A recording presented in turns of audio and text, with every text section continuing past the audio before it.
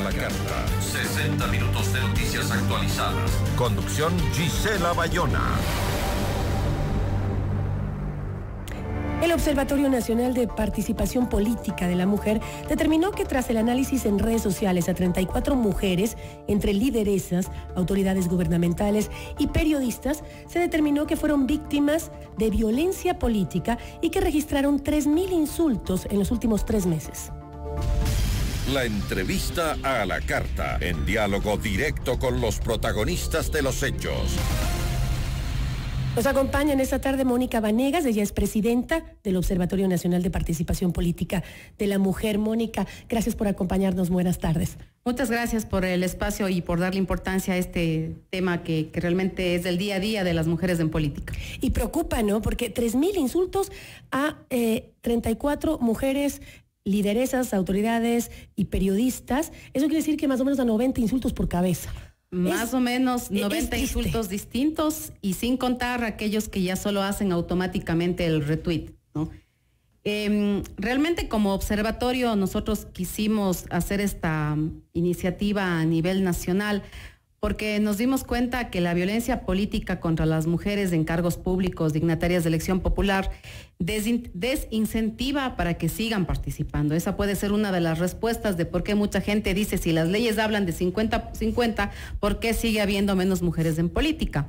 Y claro, nosotros hicimos este monitoreo de la violencia política de acuerdo a un estudio, a una metodología que se practicó en otros países, porque quisimos entender ¿qué es un sesgo, un estereotipo de género y qué puede ser una opinión política contraria, por ejemplo? Y que puede darse a hombre o a mujer independientemente, pero que sí es aquello que tiene que ver con el hecho de ser mujer. Claro, con tu género, o sea, definitivamente, porque eres mujer, va el insulto, no porque no estoy de acuerdo con tu opinión. Así es, hemos sido muy cuidadosos en eso porque el observatorio pretende mantenerse neutral, sin ningún tipo de sesgo ideológico, y estamos monitoreando a mujeres de varias tendencias ideológicas. Entonces hacemos la diferenciación cuando realmente hay una opinión contraria de su opositor político o de un ciudadano que no está de acuerdo con su gestión, de lo que sería ya un insulto por el hecho de ser mujer. Entonces hay 4 estereotipos que debe conocer la ciudadanía. El primero es el que hace énfasis en la vida privada, en la vida doméstica de la mujer. Entonces, están pendientes si es casada, si es soltera, si es divorciada, si tiene nueva pareja, cuántos hijos tiene. Y lo mismo, no le preguntan a un hombre político.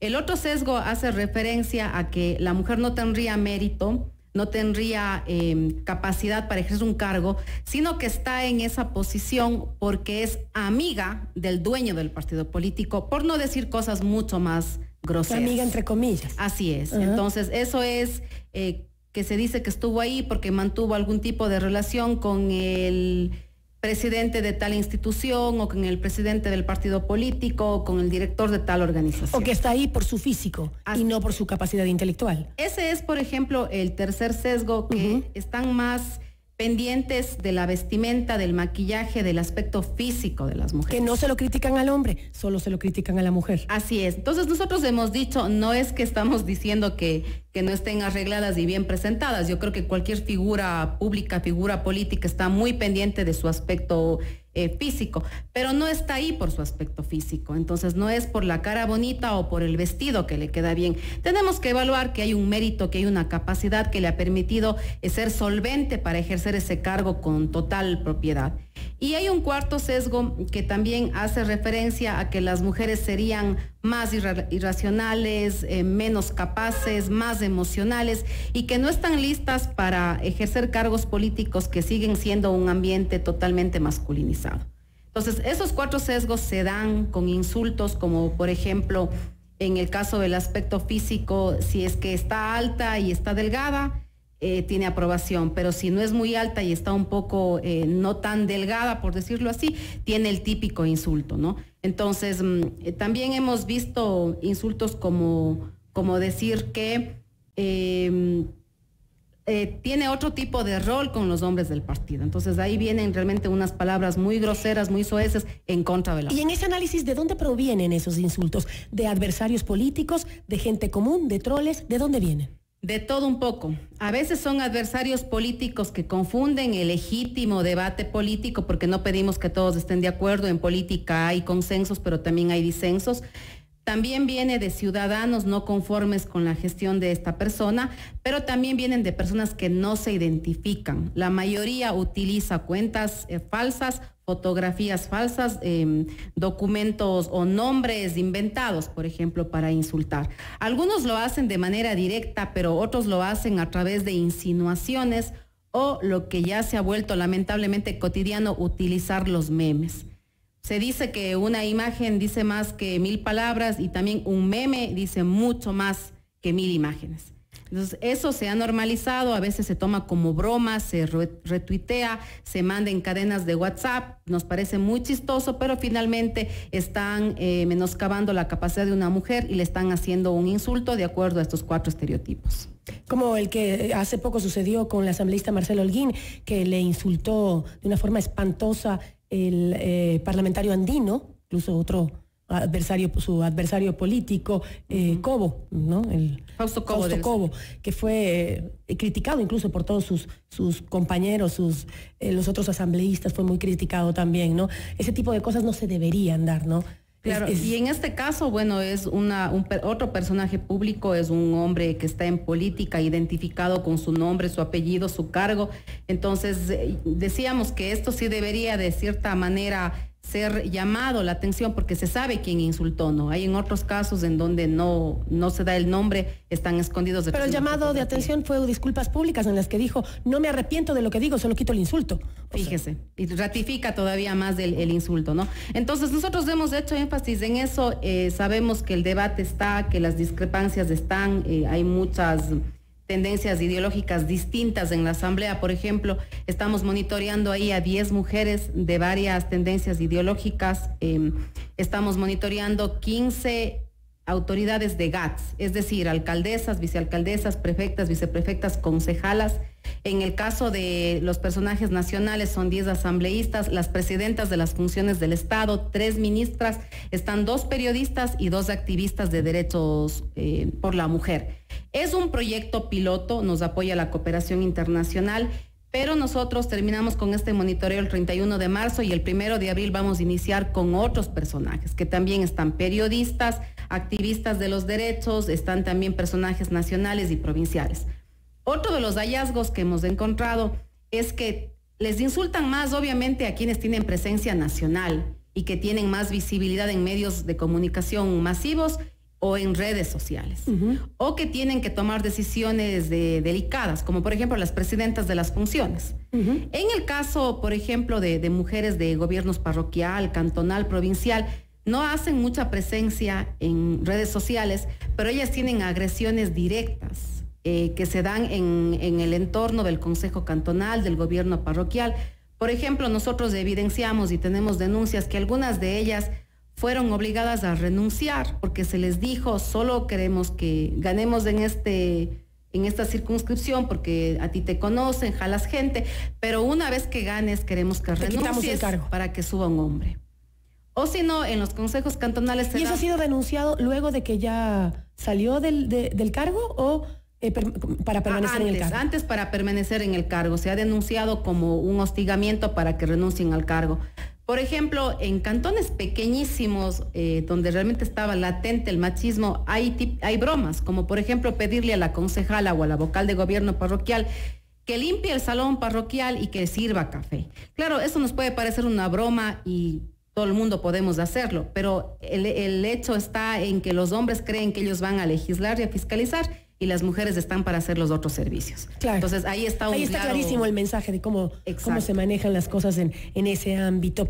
Y justamente dentro de las reformas al Código de la Democracia que se publicaron en el registro oficial el pasado 3 de febrero, se encuentra la aprobación de la paridad de género obligatoria a las organizaciones y movimientos políticos, que determina que las mujeres deben encabezar el 50% de las listas. Así también en las candidaturas a asambleístas, prefecturas, alcaldías, concejalías y vocalías parroquiales. Sin embargo, esta incorporación pues se va a hacer de manera progresiva. Es decir, se prevé que en las próximas elecciones que están por venir, en el 2021, se logre el sistema de paridad en el 15% y así va en el 2022 2023 va al 30% hasta que alcance el 50%. En ¿No es así? 2025, así es. ¿Por qué la paridad de género tiene que aplicarse de manera progresiva? ¿Por qué no vamos de una con el 50%, cree usted? Bueno, esa es una pregunta que justamente les hicimos a los asambleístas. ¿Usted considera que sí debió ir de una el 50%? Yo creería que sí, porque nosotros hemos trabajado y hemos visto mujeres capaces, por méritos, deben estar en estos espacios de elección popular, pero a decir de algunas organizaciones políticas es un tema que debe ser progresivo porque recién tienen que ir preparando a las mujeres para que asuman estar en la cabeza de lista. Porque realmente la paridad, las cuotas del 50-50 ya estaban vigentes. Las listas debían conformarse en secuencialidad y tienen alternancia. Que capacitar a las mujeres. Eso de capacitar a las mujeres, porque los hombres no van capacitados, nadie los capacita para ir a candidatizarse. Ese es otro sesgo. Si ustedes se fijan, cuando se trata de una mujer, la defensa es si tiene mérito y si tiene capacidad. Pero cuando va un hombre a un cargo, no estás diciendo si tiene o no tiene mérito y capacidad. Entonces, a mí me encanta aquí compartir una frase que lo dice una buena amiga. A las mujeres en política les exigen el doble y les perdonan la mitad. Tienen que estar mucho más preparadas y tienen que demostrar que están preparadas, por ejemplo. Entonces, en este sentido, nos hemos dado cuenta que las organizaciones políticas dijeron en algún momento que todavía no hay mujeres capaces ni con mérito suficiente como para ya de una lanzarse. Eso ya es un sesgo. Eso ya es un sesgo. No hay mujeres capacitadas para ir a la política. Lo que tienen que hacer es convencerlas, porque hay un montón de mujeres que no quieren exponerse a algo así, porque saben a lo que se exponen justamente, a la discriminación, a los insultos, al inventarles historias y críticas que realmente no solo le hacen daño a ellas, sino a la familia también. Y por eso muchas mujeres no quieren ir a la política. Yo me acuerdo que hace unos 2 años, cuando hicimos unos foros de acoso político, efectivamente fue en Ambato, una asambleísta de la época comentaba que por las discrepancias que tenía la oposición con una ley que ella estaba pidiendo, en el Parque Central se les ocurrió a la oposición hacer un cuerpo grande, digamos, era un cuerpo desnudo, pero era hecho de cartón y tenía una serpiente alrededor.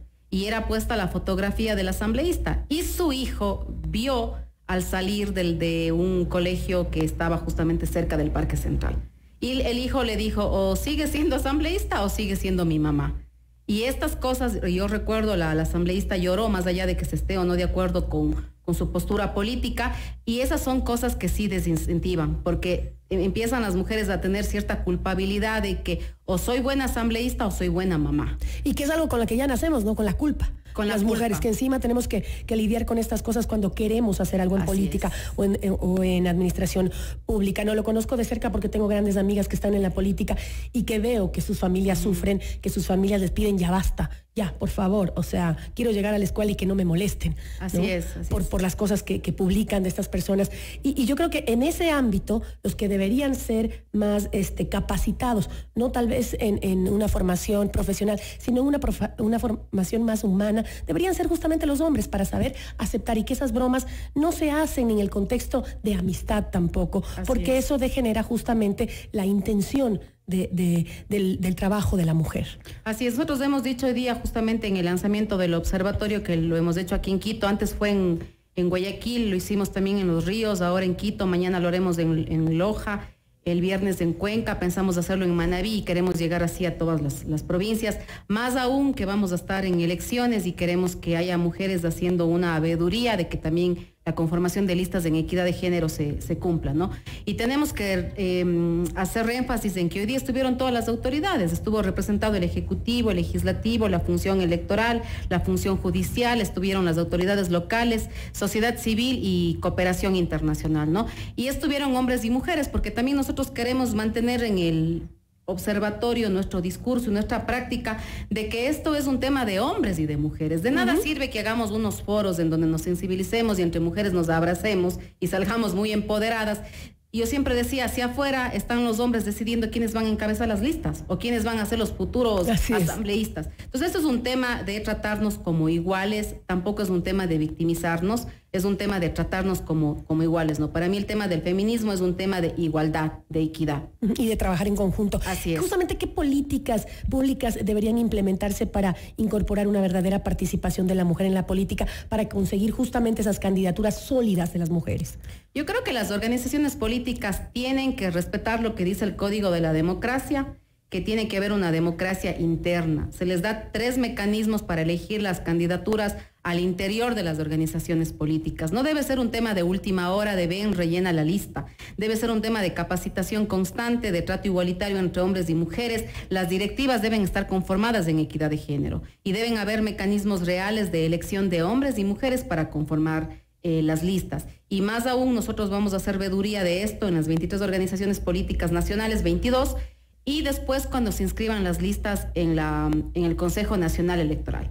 Un país al que pretendemos copiarle algunas cosas en el sentido positivo es México, por ejemplo. Ellos tienen leyes un poquito más progresivas que las nuestras, porque ellos buscan equidad no en la postulación, sino en el resultado. Por eso es que ahora el Congreso de la Unión, que son 500 diputados, hay 4 mujeres más que hombres. Me parece que es algo así como 256 y 248, una cosa así, pero son 6 o 4 mujeres más que hombres, digamos, ¿no? Y él es el único parlamento en América que cumple el tema de equidad de género.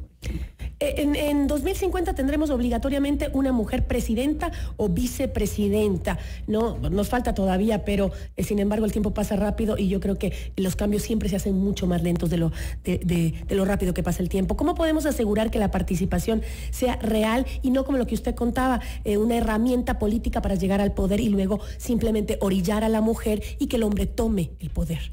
¿Cómo garantizar eso? Eso es un tema que yo recuerdo alguna vez en un foro internacional, me decían, bueno, ustedes tienen una asamblea con rostro de mujer, pero verdaderamente esas mujeres tienen independencia para tomar decisiones. Eso es muy importante. No basta únicamente decir, estoy aceptando la equidad de género, mi vicealcaldesa es mujer, o mi vicepresidenta o mi viceprefecta es mujer. Tiene que tener un rol de empoderamiento y de una real toma de decisiones. Por ejemplo, tenemos otro caso. En algunas provincias, las viceprefectas hasta el día de hoy no tienen asignadas funciones. Y es una manera también de violentarlas, de decir, ya ganamos. Seguramente a muchas les buscaron porque jalaban votos, pero el rato de darles tareas para que cumplan su rol ciudadano, no les dan. Y eso es un tema que la ley dice que es el prefecto que debe decir qué asume un viceprefecto, por ejemplo. Entonces esos son temas que hay que ir cambiando y a mí me parece que también debe haber un tema de sororidad entre mujeres, de educación y sensibilización entre mujeres, porque yo quiero dejar aquí algo que puede ser un mito urbano, pero tal vez no es tan mito. También el tema de digamos, la discriminación está entre las mismas mujeres, por el hecho de ser bastante competitivas. Eso se ve mucho también. Entonces yo creo que eso también es un tema que tiene que ir cambiando. Las mujeres deberíamos ser nuestras mejores aliadas, no nuestras peores enemigas. Así es. Y a veces lo somos, ¿no? Qué importante es hablar de estos temas. Creo que tiene un trabajo arduo por hacer en el observatorio, porque se viene campaña y es donde justamente ahí se demuestra esa agresión contra la mujer. En la campaña política es donde más va a haber violencia se escucha política. Este tipo de cosas. Así que seguiremos muy de cerca su trabajo, el trabajo del Observatorio Nacional de Participación Política de la Mujer. Gracias a Mónica Vanegas, su presidenta, por habernos acompañado. Muchas gracias a ustedes, gracias por el espacio. Esto es Notimundo La Carta, siempre bien informados.